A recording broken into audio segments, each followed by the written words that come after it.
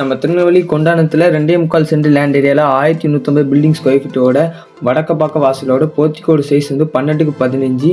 First open பண்ண ஹாலோட size பார்த்தீங்கன்னா 11x17. ஃபால் சீலிங் ஒர்க்கு, பூஜை யூனிட்டி, டிவி யூனிட்டில் பார்க்க சூப்பராக இருக்கிறத கிச்சன், மாடல் கிச்சன் ஃபுல்லாக கொடுத்துருக்காங்க.